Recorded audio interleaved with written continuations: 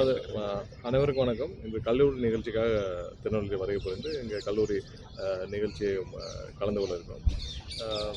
நேற்று வந்து நம்மளுடைய மின்சார கட்டணம் உயர்வு அப்படின்னு சொல்லி திமுகவுடைய தலைவர் ஸ்டாலின் அவர் வந்து 3,70,000 கம்ப்ளைண்ட் வந்திருக்குன்னு ஒரு தவறான தகவல் சொன்னார்.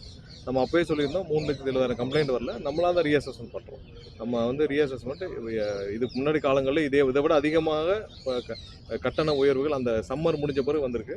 ஸோ நம்ம இந்த டைமில் வந்து அது எதனாலன்னு சொல்லி ரீஅசஸ்மெண்ட் பண்ணலான்னு சொல்லி நம்ம நிர்வாக ரீதியாக ரீஅசஸ்மெண்ட் பண்ணலான்னு சொல்லி ஒரு 3,70,000 கஸ்டமர்ஸ் எடுத்து நம்ம ரீஅசஸ்மெண்ட் பண்ணுறோம். 3,70,000 கம்ப்ளைண்ட் வந்ததுன்னு சொல்லியிருந்தார். அது தவறான தகவல் நேற்றே சொல்லியிருந்தோம். ஸோ நேற்று கடந்த 2 நாட்களாக சுமார் 10,000 ரீஅசஸ்மெண்ட் கம்ப்ளீட் ஆயிருக்கு. ஸோ தகவலுக்காக தான். ஏன்னா நேற்று வந்து ஒரு தவறான தகவலை ஒரு திமுக தலைவர் வந்து வாட்ஸ்அப்பில் வாங்கிட்டு அதை வந்து மக்கள்கிட்ட ஒரு பெரிய ஒரு பேனிக் சுச்சுவேஷனை கிரியேட் பண்ணுறதுக்காக அதை பண்ணிட்டாரு. அவர் அதை கண்டிப்பாக திரும்ப பெறணும். ஏன்னா 3,70,000 கம்ப்ளைண்ட் வந்திருக்குன்னு சொல்லிட்டு அதில் வந்து யாரும் கட்டணம் செலுத்த தேவையில்லை அப்படி இப்படின்னு சொல்லி தவறான தகவலை சொல்லியிருந்தார். நேற்று 10,000 அளவுக்கு நம்ம ரீஅசஸ் பண்ணியிருக்கோம். அதோடைய தகவலை இன்றைக்கி டிஎன்இபியில் வழியாக வெளியிட சொல்கிறோம். அந்த 10,000 ரீஅசஸ்மெண்ட்டில் 50 தான் வந்து ரீடிங் மிஸ் மேட்ச் இருக்குது. மற்ற எல்லாமே என்ன ஆக்சுவல் ரீடிங் இதெல்லாம் வந்து 4 மடங்கு 5 மடங்கு கட்டணும். ஏன்னா இப்போ 250 யூனிட் இப்போ செலுத்துகிறாங்க, அவங்களுக்கு ஒரு 300 ரூபா வருது, 200 ரூபா வருதுன்னா அவங்க வந்து இந்த 2 மாத சம்மரில் அதிக யூசேஜ்னால ஒரு 1,800 யூனிட் வருதுன்னா அவங்களுக்கு 15,000க்கு மேலே போகும். ஸோ அந்த ரீடிங் பொறுத்து வரும். ஸோ அது வந்து அந்த 2 மாதத்தில் ஏசி யூசேஜ் எல்லாமே இப்போ வர காலகட்டம் லாஸ்ட் ஒரு 3-4 இயர்ஸாக இந்த பேட்டர்ன் அதிகமாக இருக்குது. சம்மர் முடிஞ்ச உடனே வர்றது வந்து யூசேஜ் அதிகமாக இருக்குது. அதனால் ஸோ நம்ம சோஷியல் மீடியாவில் வரதை வச்சு நம்ம ரீஅசஸ்மெண்ட் பண்ணலான்னு ஒரு 3,70,000 எடுத்தோம். 3,70,000 கம்ப்ளைண்ட் இல்லை, நம்மளாக ரீஅசஸ்மெண்ட் பண்ணலாம். அதில் நேற்று 3,70,000 நம்ம பார்க்குறோம். இல்லை எல்லாருக்கும் இல்லை அப்படிங்கிற சூழல் இல்லை, எல்லாருக்குமே இப்போ இருக்கிற எல்லா பணியாளர்களுமே சிஇ லெவலில் ஏஇ லெவலில் எல்லாருக்குமே பிரித்து கொடுத்துருக்கு.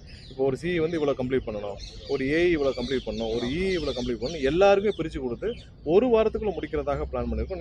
முந்தானேற்று ஈவினிங் ஸ்டார்ட் பண்ணாங்க. நேற்று ப்ரொமோஷன் டேனால நிறைய பேருக்கு வந்து அங்கங்கே அவரால் பணியாளர் முடியலை. இன்றைக்கி வந்து ஃபுல் ஃப்ளெஷ்டாக ஸ்டார்ட் பண்ணிட்டாங்க. ஒரு வாரம் அதிகபட்சமாக முடிக்கிற மாதிரி இருக்கும். நேற்று வந்து ரிப்போர்ட் இன்றைக்கி வெளியிட சொல்கிறது இன்னும் சற்று நேரத்தில் வெளியிட சொல்கிறோம். சுமார் 10,000 அளவுக்கு 2 நாள் சேர்த்து 8,900 அளவுக்கு முடிச்சதில் 50 தான் வந்து மிஸ் மேட்ச் இருக்குது. அதுவும் மேக்ஸிமம் டோர் க்ளோஸ்னால அவங்க ஒரு ப்ரீவியஸ் ரீடிங்கை வச்சு ஒன்று போட்டிருக்காங்க.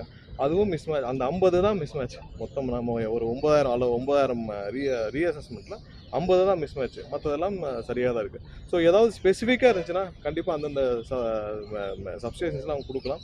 பட் மோஸ்ட்லி நம்ம பார்த்த வரைக்கும் இந்த 50ங்கிறது அவங்க டோர் க்ளோஸில் ரீசன்ஸு அந்த மாதிரியான ஒரு ரீசன் தான் தவிர மற்றபடி எங்கேயும் தவறான ரீடிங் இல்லை.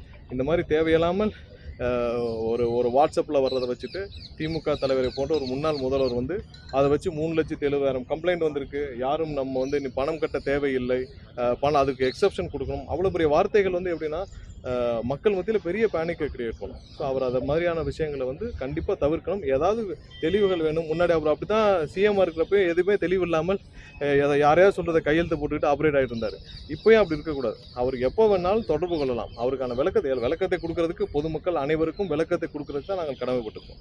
கண்டிப்பாக ஏன்னா பொதுமக்களுக்காக தான் இந்த வேலையை செஞ்சுட்டு இருக்கோம். ஸோ அவர்களுக்கு முழு அளவில் என்ன மாதிரியான விளக்கத்தை கொடுக்கறதுக்கும் அனைத்துக்கும் நாங்கள் கடமைப்பட்டிருக்கிறோம். கண்டிப்பாக செய்வோம். அது அவரும் வந்து எங்ககிட்ட கேட்கலாம், இந்த மாதிரி சொல்கிறாங்களே அப்படின்னு சொல்லி கேட்கலாம். இந்த மாதிரி ஒரு பேனிக் சுச்சுவேஷனை தயவு செஞ்சு இனிமேல் ஃபர்தராக கிரியேட் பண்ணுவாங்க. அதற்கு நம்ம பணியாட்களை முதல்ல எடுக்கணும். அந்த வேலைகள்லாம் போயிட்டு இருக்கு. பணியாட்களை எடுத்த பிறகு நம்ம அனைத்தும் வந்து இதை சீரமைச்ச பிறகு தான் நம்ம பண்ண முடியும். பணியாட்கள் அசஸர் வந்து கம்மியாக இருக்கு. 5 ஆண்டுகள் இதேதான் சொன்னாங்க, மாதந்தோறும் கணக்கெடு பணி நடைபெறவில்லை. ஆனால் கிட்டத்தட்ட 5 ஆண்டுகள் இல்லை. கடந்த 5 ஆண்டுகளில் அவங்க 343 பேர் தான் வேலைக்கு எடுத்திருக்காங்க. நம்ம இப்போ எவ்வளோ பேர் வேலைக்கு எடுக்க போகிறோம் நம்ம அனௌன்ஸ் பண்ணியிருக்கோம். ஏன்னா அசஸர்ஸ் வந்து அவங்க எடுக்கவே இல்லை. ஏன்னா ஸ்மார்ட் மீட்டர்ஸ் இந்த கன்ஃபியூஷன் வந்துட்டாங்க. நம்ம அதனால தான் மல்டி பர்பஸ் ஃபீல்ட் அசிஸ்டன்ட்ற பேரில் நம்ம அசஸ்மெண்ட்டையும் சேர்த்து பண்ணுறதுக்கான நம்ம வந்து ஆட்களை எடுக்க போகிறோம். அவர்கள் அசஸ்மெண்ட்டையும் சேர்த்து செய்வாங்க. ஸோ இதன் மூலமாக நம்ம எல்லாம் சீரமைச்ச பிறகு தான் நம்ம மேகதாது அணை தொடர்பாக உச்சநீதிமன்றம் நாடுவதற்காக தமிழக அரசு முடிவு செய்து விட்டது ஒரு தகவல் வெளியாக இருக்க உண்மையாது இல்லை. நமக்கு இருக்கிற ஒரே ஆப்ஷன், அதாவது லீகலாக உச்சநீதிமன்றத்தை அணுகிறது தான் நமக்கு இருக்கிற எப்பயுமே நமக்கு இருக்கிற ஒரே ஆப்ஷன். கர்நாடகாவில் அவங்களுக்கு இருக்கிற ரொம்ப ஒரு மனதாக அவங்களுக்கு இருக்கிறதுனா நமக்கு தண்ணி கொடுக்க கூடாதுன்றதுல கர்நாடகா 100-200 வருஷமா தரவா இருக்காங்க. அவங்க நமக்கு தண்ணி கொடுக்கக்கூடாதுன்றதுல நம்ம அதில் முன்னாடி இருந்த காலகட்டங்களில் திமுக காலகட்டங்களில் நமக்கு வலுவான ஹோல்டு இருந்துச்சு. அந்த அக்ரிமெண்ட் 50 வருஷம் அக்ரிமெண்ட் மெட்ராஸ் ராஜதானிக்கும் கர்நாடகாவுக்கும் இந்த மைசூருக்கும் இருந்த அக்ரிமெண்ட், அந்த அக்ரிமெண்ட்டை நம்ம மிஸ் பண்ணிட்டோம். அந்த 50 வருஷம் அக்ரிமெண்ட்டை 1974 மிஸ் பண்ணிட்டோம். அப்போவே நம்ம வந்து ட்ரிபுனல் மூலியமாக சிறப்பாக, ஏன்னா ட்ரிபுனலில் 1998 அண்ணன் திரு துரைமுருகன் அவர்லாம் நிறைய பேசினார். ஆனால் இதை பற்றி பேசவே இல்லை. அவர் 98 வந்து இந்த சிரத்தை இருந்துச்சு. அதாவது இந்த இப்போ நம்ம கொடுக்குற 3500 கண்ணாடி கொடுக்குறோம்னு சொல்லியிருக்காங்க.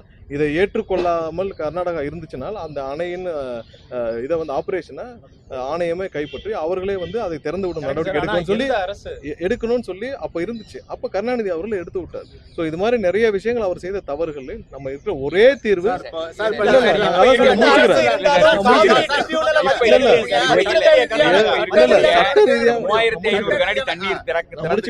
நமக்கு இருக்கிற ஒரே ஆப்ஷன் நமக்கு இருக்கிற ஒரே ஆப்ஷன் உச்சநீதிமன்றம் மட்டும்தான். அது போக வேற என்னென்ன ஆப்ஷன் இருக்கோ அனைத்தையும் முதல்வர் ஆராய்ந்து விரைவாக அறிவிப்பார். ஏன்னா நம்ம உச்சநீதிமன்றம் அணுகிறது கண்டிப்பா அணுகுவோம். அது மட்டும் தான் ஒரே ஆப்ஷன். அதுக்கடுத்து ஒவ்வொரு லீகல் பொசிஷனிங் தான் நமக்கு இருக்கிற ஒரே ஆப்ஷன். அது கண்டிப்பா செய்யும். அது இல்லாமல் ஒன்றிய அரசுக்கு தேவையான அழுத்தங்கள், ஏன்னா ஒன்றிய அரசுடைய அமைச்சருக்கே இதுல தெளிவில்லை. அவரே கர்நாடகாவுக்கு சப்போர்ட்டா கர்நாடகம் வந்து ஏன் கட்டக்கூடாதுன்னு பேசுறாரு. அவருக்கே இதுல புரியல. கடைசி வந்து 2018 தீர்ப்புலையும் என்ன சொல்லியிருக்குன்னு புரியல. அதையும் படிக்கல. அது இல்லாமல் ஒன்றிய அரசுடைய அமைச்சரும் பேசியிருக்கிறார். தமிழகத்துக்கு எதிராக பேசியிருக்கிறார். தமிழக ஒரு விரோதி மாதிரி பேசியிருக்கிறார். ஒன்றிய அரசுக்கும் எங்களுடைய அந்த அமைச்சருக்கும் எங்களுடைய கண்டனத்தை ஆல்ரெடி தெரிவிச்சிருக்கோம்.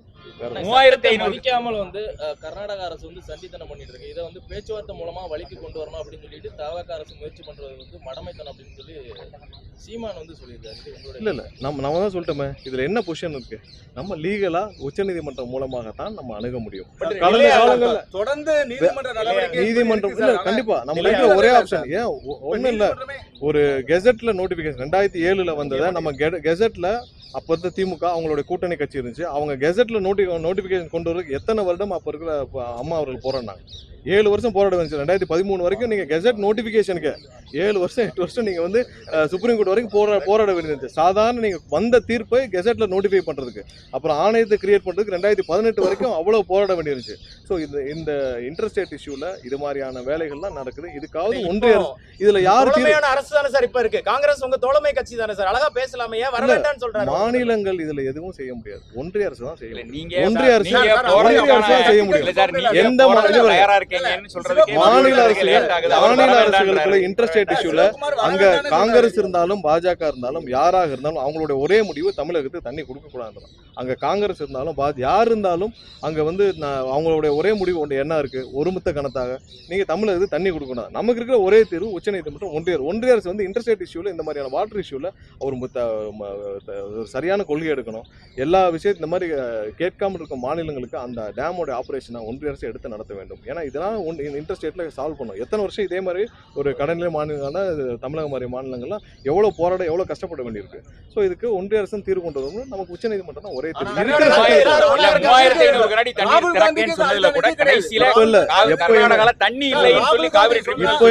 எப்பயுமே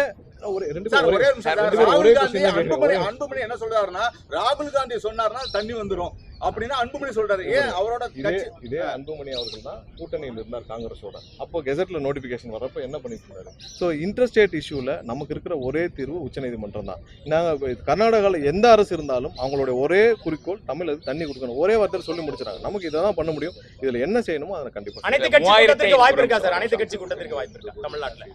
இல்ல முதல்ல சீக்கிரமா அதெல்லாம் முடிவு செஞ்சாங்க. 3500 கனடி தண்ணீர் திறக்க சொல்லி உத்தரவிட்டு இருக்கு. அதுலயும் கடைசி பேராகிராஃப்ல தண்ணீர் கர்நாடகாவும் தண்ணீர் சிக்கல்ல இருக்குன்னு சொல்லி அந்த பேராகிராஃப் இருக்கும்போது அப்புறம் எப்படி அது அவங்க எப்பயும் கர்நாடகா அவங்க இதுக்கு முன்னாடி ஒரு சொட்டு தண்ணீர் கூட தர மாட்டேன்னு கர்நாடகா ரொம்ப ஸ்ட்ராங்கா பேசிட்டு எப்பவும் கர்நாடகாவில் எந்த அரசு இருந்தாலும் அவங்களோட ஒரே குறிக்கோள் தமிழகத்துக்கு தண்ணி கொடுக்க கூடாதுதான். அவங்க எப்போ இருப்பாங்க. இதுக்கு முறையான தீர்வு நம்ம லீகல் தமிழ்நாடு